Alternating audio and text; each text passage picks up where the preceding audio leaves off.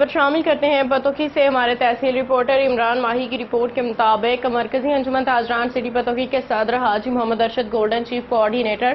حاجی محمد یوسف بھٹی senior نائب صدر حاجی عباس علی زرگر نائب صدر ڈاکٹر گلفام خان چیئرمین حاجی محمد آصف سعید سینئر وائس چیئرمین حاجی محمد اسلم جنرل سیکرٹری شیخ صابر علی سٹی پریس کلب تحصیل پتوکی کے صدر تنویر اسلم خان اور چیئرمین چودھری محمد یوسف نے پاک فوج کے سپاہی سالار بہادر جوانوں کو جرأت مندانہ کردار ادا کرنے اور دشمن کو عبرتناک سبق سکھانے پر انہیں زبردست خراج تحسین پیش کرتے ہوئے پوری قوم کو تاریخی فتح پہ مبارکباد دی ہے۔ انہوں نے کہا کہ فضائیہ کے شاہینوں نے اپنی جان کا نذرانہ پرواہ کے بغیر جو کارنامہ سر انجام دیا ہے وہ تاریخ میں سنہری حروف میں لکھا جائے گا۔ انہوں نے اس عزم کا اظہار کیا کہ تاجر برادری اور پوری پاکستانی قوم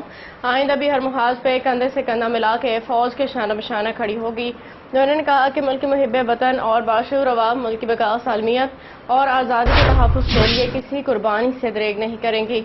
جب بھی کبھی وقت آیا پوری قوم فوج کے ساتھ فرنٹ لائن پہ کھڑی ہوگی۔